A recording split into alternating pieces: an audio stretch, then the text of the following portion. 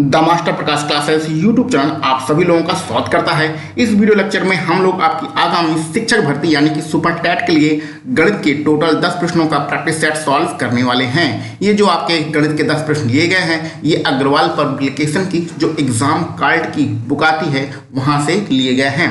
आपकी जानकारी के लिए बता दें कि हम लोग रोज सवेरे 10 बजे क्या करते हैं भैया, आपके पेपर में जो 150 प्रश्न आते हैं उन टोटल 150 प्रश्नों का प्रैक्टिस सेट सॉल्व करते हैं और इसमें से गणित के जो 20 प्रश्न होते हैं उन्हें छोड़ दिया जाता है। तो उन्हीं प्रश्नों का ये आपको वीडियो प्राप्त हो रही है। इस प्रकार से अगर आप 10 बजे इन 150 प्रश्नों का प्रैक्टिस सेट नहीं देखते हैं तो जाके उसे देखिएगा, बहुत ज़्यादा फायदेमंद आपके लिए होने वाला है। यहाँ पर एक चीज़ और बता दें कि गणित हमारे पढ़ने का मेन उद्देश्य क्या है। तो मेन उद्देश्य है कि गणित हमें सीखना भैया। बहुत सारे यूट्यूबर्स क्या करते हैं भैया, आपको रटना सिखाते हैं या फिर आपको जादू दिखाते हैं। जादू दिखाने से और रटने से आपके गणित में नंबर आने वाले नहीं हैं। हमें धीरे धीरे करके मैथ को, गणित को सीखना है, क्योंकि गणित सीखने का विषय होता है। आप लोगों की जानकारी के लिए बता दें कि पिछले जो शिक्षक भर्ती हुई थी उसमें लगभग 4 लाख लड़कों ने जो है सुपर टैट क्वालिफाई किया था, लेकिन नौकरी सिर्फ 69,000 को मिली, क्योंकि मेरिट में सिर्फ 69,000 लोग ही आ पाए हैं। तो सुपर टैट क्वालिफाई करना हमारा उद्देश्य नहीं है, हमारा उद्देश्य मेरिट में आना है। और ये जो 20 प्रश्न आते हैं आपको गणित के, यही आपको मेरिट में लेकर जाएंगे, ठीक ना भैया। तो अगले 3 से 4 महीने तक, जब तक आपका पेपर नहीं हो जाता है, तब तक हमारे साथ बने रहिए। प्रत्येक वीडियो लेक्चर में आप कुछ ना कुछ सीखेंगे, कॉपी पेन लेकर बैठे रहिए। और दूसरा हमारा उद्देश्य, पहला उद्देश्य सीखना है, दूसरा उद्देश्य ये है कि आप गणित में कितने भी कमजोर स्टूडेंट हैं उससे मतलब नहीं है। 3 से 4 महीने 5 महीने जब तक आपका पेपर नहीं होता है तब तक आप हमारे साथ रहिए और मैथ में कम से कम 15 नंबर या 16 नंबर तो आपको लाना ही है। 20 में से 15-16 प्रश्न तो आपको सही करना ही है, ठीक ना भैया। और तीसरा मेन टारगेट है कि अपने समय को बचाने के लिए कम से कम 20 में से 7 से 8 प्रश्न आपको मौखिक लगाना है, ठीक है। मौखिक अगर नहीं कर सकते हैं तो 1-2 लाइनों में ही आप उसका उत्तर निकाल लीजिए। तो ये हमारे इस वीडियो लेक्चर का प्रमुख उद्देश्य है। ये जो आपको सीरीज अगले आपका जब तक एग्जाम नहीं होगा तब तक ये आपको प्राप्त होगी, उसका ये 3 उद्देश्य आपको समझना है। पहला उद्देश्य गणित को सीखना है, रट्टा नहीं मारना है, जादू नहीं सीखना है। दूसरा, कम से कम गिरे से गिरी हालत में आपको 15 नंबर तो लाना ही है गणित में। और तीसरा, कम से कम 5 क्वेश्चन, 6 क्वेश्चन या 7 क्वेश्चन, 8 क्वेश्चन आपको मौखिक लगाना है अथवा 1-2 लाइन में ही लिखकर आंसर निकाल लेना है। उम्मीद है ये सारी चीज़ें आप समझ रहे होंगे। और अगर ये आपका टारगेट है तो हमारा वीडियो देखिए, हमारे इस वीडियो सीरीज के साथ बने रहिए। तो रोज़ हम लोग गणित के प्रश्नों को सॉल्व कर रहे हैं, आप हमारे साथ बने रहिए। जब तक आपका एग्जाम नहीं होगा तब तक आप गणित के मास्टर बन जाएंगे, ठीक ना भैया। तो चलिए भैया, हम लोग एग्जाम कार्ड के जो गणित की बुक है उसके 51 नंबर के क्वेश्चन को सॉल्व करते हैं। क्वेश्चन बहुत ही आसान है, कोई इसमें दिक्कत की बात है नहीं। यहाँ पर क्या लिखा गया है, 4x बराबर 16y लिखा गया है और इसका मान हमें निकालना है। तो क्या करिए भैया कि x बटे y का मान निकाल लीजिए। तो ये y हम इस तरफ ले आए त्रिय गुणा करके, तो इधर क्या बचा है, इधर बचा है 16 और इधर क्या बचा है 4। तो 4 का त्रिय गुणा करके इस तरफ ले जाओ तो इधर हो जाएगा 4। तो x बटे y का मान निकाल लिया। तो 4 का अगर हम 16 में भाग देंगे तो कितना हो जाएगा, 4 चौक 16, 4 हो जाएगा। अब हमें क्या निकालना है, x बटे y माइनस 1। इसका मान हम निकाल चुके हैं, कितना है भैया मान 4। तो 4 में से 1 घटाओगे कितना आंसर आएगा, 3। 3 कहाँ है, विकल्प बी में है। विकल्प बी आपका बिल्कुल सही रहेगा। तो इस प्रकार हमारा जो बी क्वेश्चन है ये सही है। बहुत ही आसान प्रश्न है। एग्जाम कार्ड में कुछ प्रश्न बहुत ही आसान है और कुछ आपको दिमाग लगाने वाले प्रश्न है। तो जैसे भी मिलेंगे हम लोग उसको सॉल्व करते रहेंगे। अपने टारगेट को मत भूलिएगा, मैथ आपको सीखना है भैया, ठीक ना भैया। चलिए आगे बढ़ते हैं। प्रश्न आप सभी लोग देख लीजिए और उसको सॉल्व करने की कोशिश करिए। कॉपी पेन सभी लोग लेकर बैठे रहेंगे और जो भी होगा उसको क्वेश्चन को सॉल्व करते रहेंगे। जो नोट करने वाली चीजें हैं उसे नोट करते रहेंगे। चलिए वेन डायग्राम में हम लोग यहाँ पर क्या देखते हैं, ए की वैल्यू क्या दिया गया, ध्यान से देखिए, x रेशियो s। इसका मतलब होता है x क्या है भैया, एक प्राकृतिक संख्याओं का वर्ग है। प्राकृतिक संख्याएं क्या होती हैं, 1 2 3 4 5 6, ये सारी आपकी प्राकृतिक संख्याएं होती हैं। 0 आपका प्राकृतिक संख्या नहीं होता है। लेकिन ये क्या है, प्राकृतिक संख्याओं का वर्ग है। तो जैसे 1 का वर्ग करेंगे 1 आएगा, 2 का वर्ग करेंगे 4 आएगा, 3 का वर्ग करेंगे तो 9 आएगा, और 4 का वर्ग करेंगे 16 आएगा, 5 करेंगे 25 आएगा। इस प्रकार अनंत तक ये क्या है, आपके प्राकृतिक संख्याओं का वर्ग है। ठीक है, अब b का मान क्या है, b भी जरा ध्यान से देखिए। b प्राकृतिक संख्या का मतलब जितनी गिनती होती है 1 2 3 4 ऐसे ऐसे करके अनंत तक। ठीक ना भैया, ये भी अनंत तक है। तो ये आपका a और b हो गया। अब आपको निकालना है a यूनियन है इंटरसेक्शन b, सॉरी इंटरसेक्शन निकालना है, यानी a में से b घटाना है। ठीक है, तो इंटरसेक्शन का मतलब होता है कि हमें a वाला पार्ट लिखना है और b वाला पार्ट लिखना है, वो पार्ट लिखना है जो दोनों में कॉमन हो। इंटरसेक्शन का मतलब होता है कॉमन, और अगर इस प्रकार से लिखा हो a यूनियन b, इसका मतलब होता है टोटल, योग। ठीक है, इसका मतलब होता है योग, और इसका मतलब होता है क्या होता है भैया, कॉमन। तो जो कॉमन हो दोनों में उसको आप लिख लीजिए। तो कॉमन क्या है, देखो 1 है दोनों में, 4 भी है दोनों में। इसी प्रकार ये नीचे वाला गिनती है, तो गिनती में तो सारी गिनती आ जाती हैं, यानी कि 9 भी आ जाएगा, 16 भी आ जाएगा, 25 भी आ जाएगा। यही तो दोनों में कॉमन है। a में 3 5 ये तो है नहीं, तो उसको हमें लिखना नहीं है, और ये कहाँ तक जाएगा भैया, अनंत तक जाएगा। ठीक, तो आपको समझ में आ गया a जो इंटरसेक्शन b का मान क्या होगा, 1 4 9 16 25, और ये क्या है, ये सारी संख्याएं क्या हैं, ये सारी संख्याएं वर्ग हैं। अब अपना विकल्प ध्यान से देखिए, प्राकृतिक संख्याओं का वर्ग ही आपका आंसर आ रहा है, यानी कि जो पहले वाला आपका था ए, वही आपका आंसर है। तो यानी कि ए वाला विकल्प ही आपका आंसर है, प्राकृतिक संख्याओं का वर्ग ही आएगा। उम्मीद है ये आप समझ रहे होंगे। और हम लोगों को हर प्रैक्टिस सेट में एक वेन डायग्राम का प्रश्न मिल ही रहा है, तो उम्मीद है कि ये सारी चीज़ें आप समझ के सारी चीज़ें आप समझ गए होंगे कुल मिला के वेन डायग्राम के। अब आप प्रश्न सॉल्व कर लेंगे। अगर पिछले 8-10 आप लेक्चर पीछे के देखे होंगे, तो हर प्रैक्टिस सेट में एक एक प्रश्न मिल रहा है। एक एक प्रश्न मिलने से क्या होगा कि आप वेन डायग्राम के जितने भी टाइप के प्रश्न होंगे वो सब आप सॉल्व कर सकते हैं।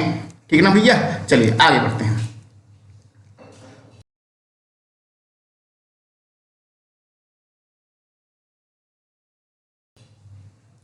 निम्नलिखित में से कौन सी संख्या बड़ी है? अच्छा देखिए, यहाँ पर कुछ लोग हमसे बात करते रहते हैं कि सर सुपर टेट का फॉर्म तो आ नहीं रहा है, तो पढ़ने से क्या फ़ायदा। तो देखो, हम आपको साफ साफ बताने चाह रहे हैं कि सरकारी नौकरी बड़ी आसानी से मिलती नहीं है, बहुत मुश्किल होता है, और किस्मत का भी इसमें बहुत रोल होता है। आपको किस्मत से लड़ना है, ठीक है, सरकार से नहीं लड़ना, आपने किस्मत से लड़ना है। अब सुपर टेट आ भी जाएगा, सुपर टेट क्वालिफाई कर फिर लेंगे, लेकिन मेरिट में नाम नहीं आएगा तो क्या करेंगे। पिछली जो भर्ती आई थी वो 4 साल पहले भर्ती आई थी। 4 साल पहले भर्ती में सिर्फ 69,000 बच्चे ही सिलेक्ट हो पाए थे, और पास कितने हुए थे, 4 लाख। तो जो फेल हो गए, जिनका मेरिट में नाम नहीं आया, उनकी किस्मत खराब थी। ठीक है ना, हो सकता है 2-4 प्रश्न उन्होंने गलत कर दिया, उसी 2-4 प्रश्न के कारण आज बेचारे 4 साल से बेरोजगार बैठे हैं। तो यहाँ पर आप कितने पढ़ने में तेज हैं, कितने पढ़ने में कमज़ोर हैं, इससे मतलब नहीं होता है। जो कमज़ोर विद्यार्थी होता है वो भी 3-4 महीने में मेहनत करके आगे निकल जाता है। जो पढ़ने में अच्छा विद्यार्थी होता है वो सोचता है कि आगे जब पेपर आएगा तब हम पढ़ेंगे, और वो जब पेपर आता है सब समय मिलता नहीं है, तो वो नीचे हो जाता है। तो आपको क्या करना है कि ये आपके लिए सुनहरा अवसर है कि जो भी कमियां हैं आपकी, चाहे आपका गणित कमज़ोर हो, चाहे रीजनिंग कमज़ोर हो, जो आपकी कमियां हैं उस कमियों को सुधारिए। ठीक है, भगवान का धन्यवाद करिए कि पेपर थोड़ा लेट हो रहा है, आप में जो कमियां उस कमियों को सुधार लीजिए, जिससे कम से कम आप 1-2 लाख लड़कों को पीछे छोड़ सके। जब तक आप कुछ बच्चों को पीछे छोड़ेंगे नहीं, तब तक आप आगे बढ़ेंगे कैसे। तो उम्मीद है मेरी ये बात समझ रहे होंगे।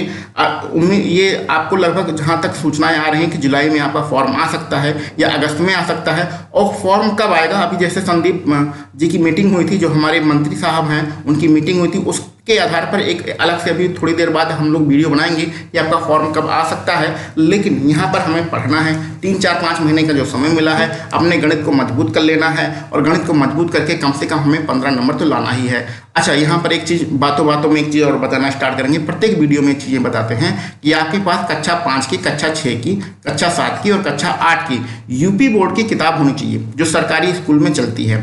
ठीक है, इससे आपका बेसिक मजबूत होगा और आपके कम से कम 15 से 16 नंबर आ जाएंगे। ठीक है, और अगर आप 20 में से 20 नंबर लाना चाहते हैं तो कक्षा 9 और कक्षा 10 की भी किताब आप खरीद लीजिए। ये इतना पढ़ लेंगे तो 20 में से 20 आएगा।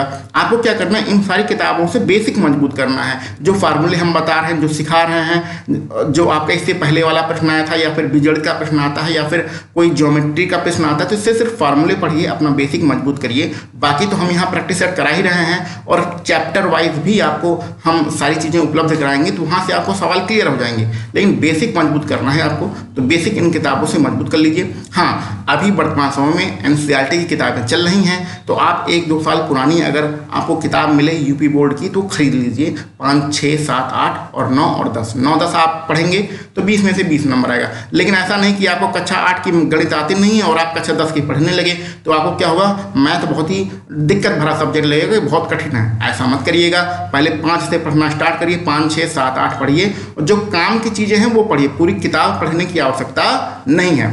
तो उम्मीद है यहाँ पर हमने जो समझाया वो चीज़ें आपको क्लियर होंगी।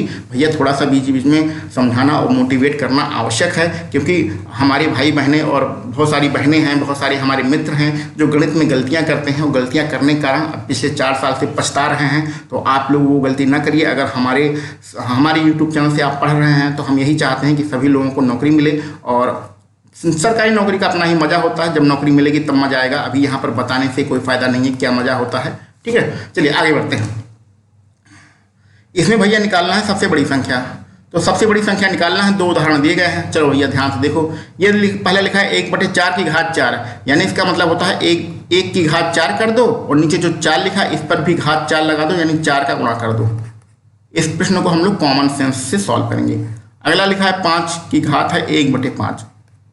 देखो भैया यहाँ पर जो हमारा आंसर आएगा, सबसे बड़ी संख्या निकालना है। सबसे बड़ी संख्या कौन सी होगी, सबसे बड़ी संख्या आपको बताना है। तो जरा ध्यान से देखिए, इसमें फार्मूले होते हैं कुछ सॉल्व करने वाले, लेकिन इसमें हम अपना फार्मूला यूज नहीं करेंगे, थोड़ा सा कॉमन सेंस लगाते हैं।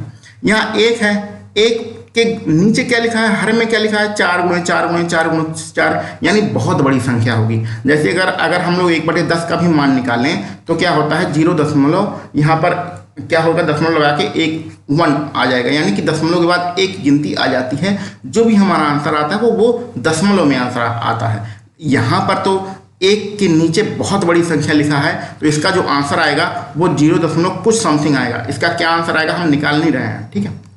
आप इतना समझिए कि हर बहुत बड़ा है, इसलिए जो आंसर आएगा वो दशमलव में ही आएगा, बहुत छोटा आंसर आएगा। यहाँ पर देखिए 5 आपका पूर्णांक संख्या है। एक पेन का कलर चेंज करते हैं पहले, 1 मिनट।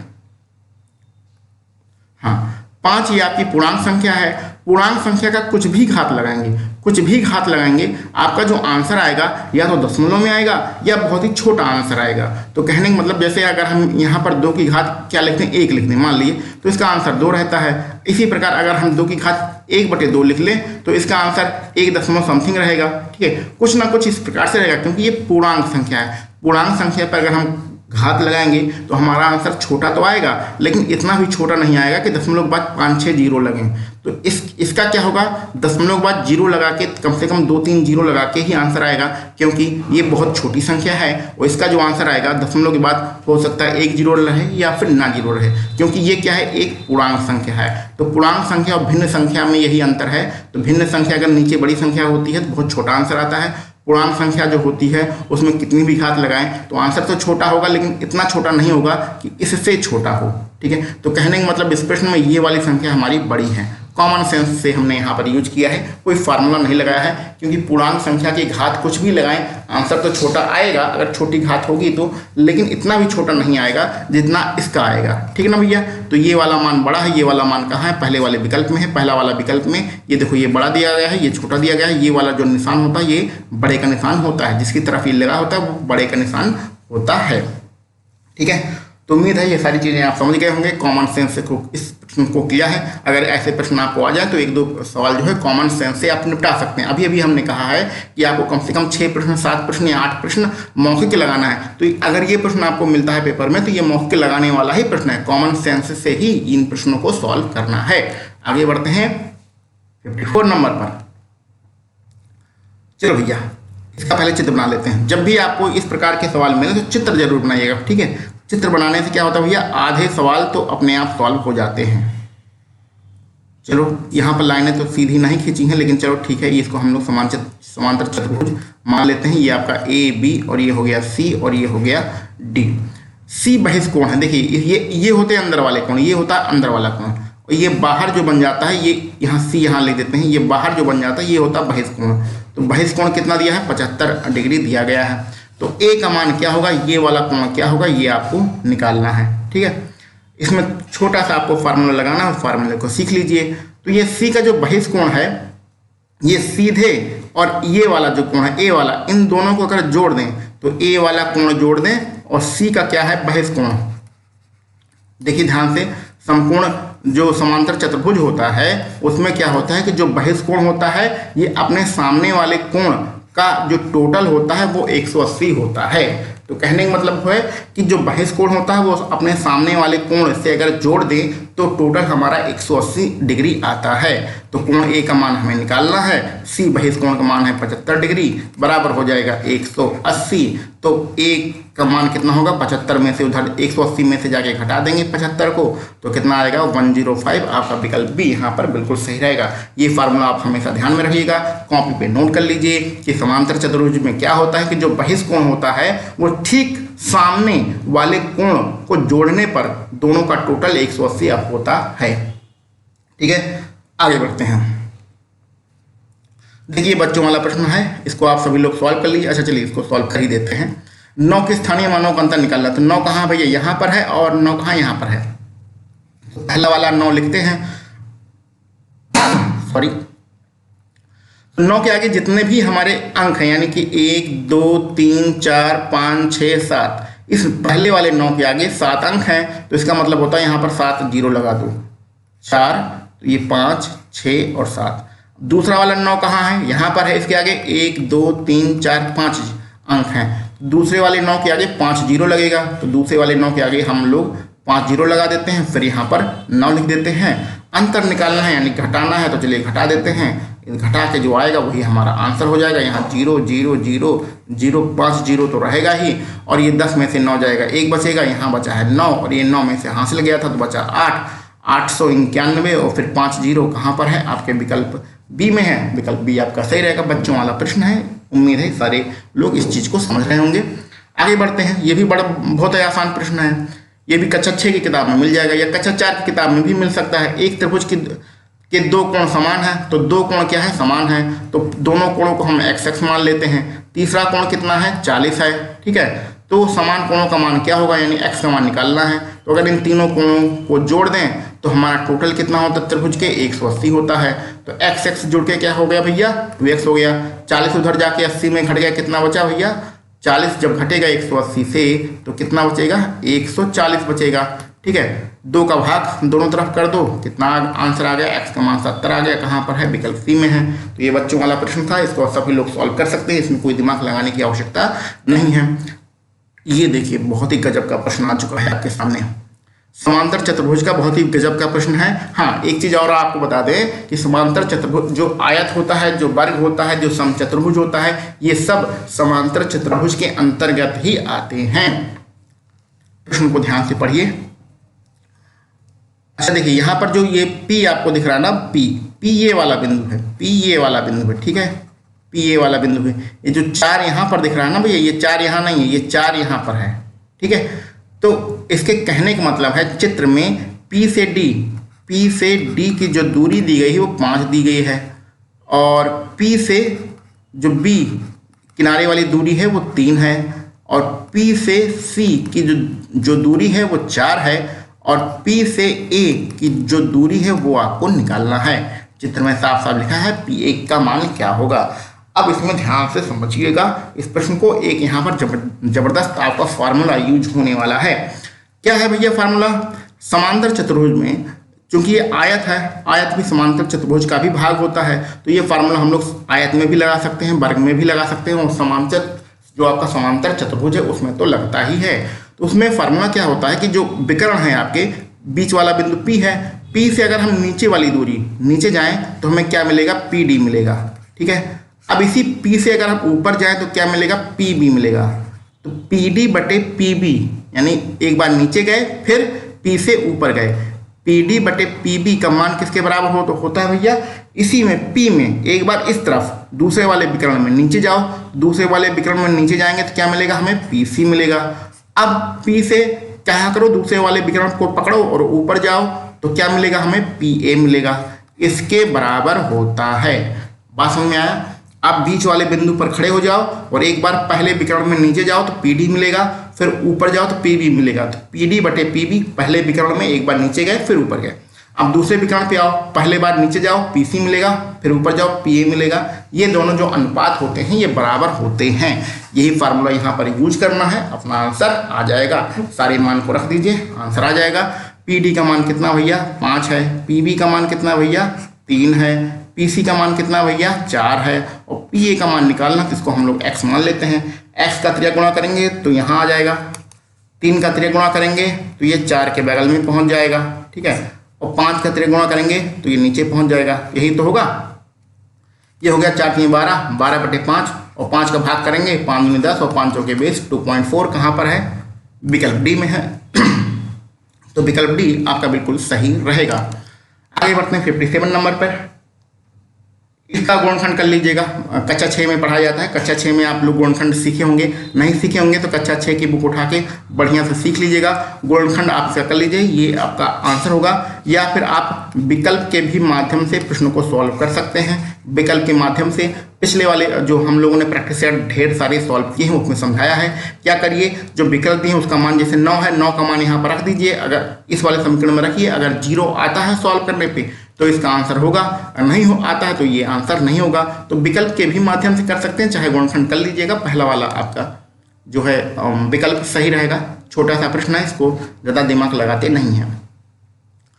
एक समचतुर्भुज के विकर्णों की लंबाई 12 सेंटीमीटर और 16 सेंटीमीटर है, इसका परिमाप क्या होगा। देख भैया बहुत ही जबरदस्त प्रश्न आया है। समचतुर्भुज अगर आपने पुराने हमारे लेक्चर देखे हैं तो समचतुर्भुज को हमने बहुत ही बढ़िया तरीके से समझाया है। तो अब क्या है, ये प्रश्न अगर आपको मिलेगा तो आपको मौखिक ही सॉल्व करना है, ठीक है। तो मौखिक कैसे सॉल्व करेंगे, चलिए उसको चित्र के माध्यम से हम लोग बताते हैं।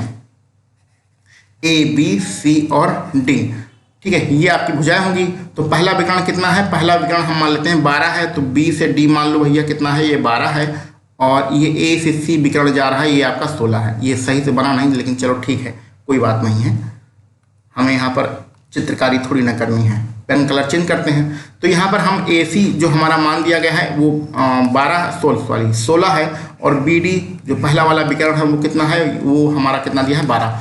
अब समचतुर्भुज में आपको पता होना चाहिए कि जो कटान बिंदु होता है ये विकर्णों को आधा आधा काट देता है, आधे आधे भाग में डिवाइड कर देता है। तो अगर AC हमारा कितना है 16 है, तो यानी कि A से इसको O मान लेते हैं, A से O भी 8 हो जाएगा और O से C भी 8 हो जाएगा। 16 का आधा 8 8 हो गया।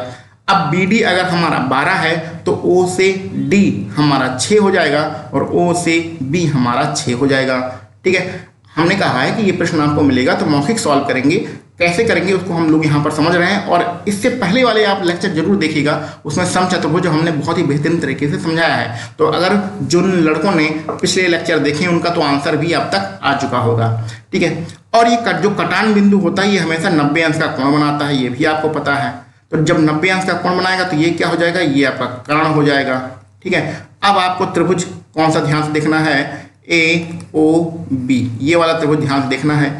A यहाँ है, O यहाँ है, B यहाँ है, इस वाले त्रिभुज को ध्यान से देखिए। इसमें आपको ट्रिपलेट बताया था। ट्रिपलेट क्या बताया था, 3 होता है, 4 होता है और 5, और भी इसके 3-4 अनुपात होते हैं, वो सारे आपको बताए थे। इसमें हमारा 3 4 5 से ही काम चलेगा।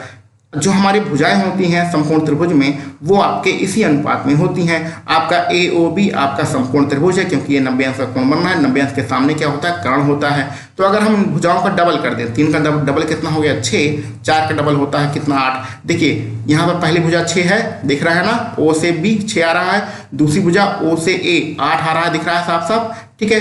तो यानी कि तीसरी भुजा जो कर्ण है वो 5 का डबल कितना होगा, 10 होगा। तो ये अनुपातों का डबल किया गया है। आपका जो तीसरी भुजा है वो 10 ही रहेगी। तो कर्ण कर्ण यानी कि कितना हो जाएगा, ए बी का मान कितना हो जाएगा, यहाँ पर ए बी का मान लिख देते हैं, ए बी का मान कितना हो जाएगा 10 हो जाएगा।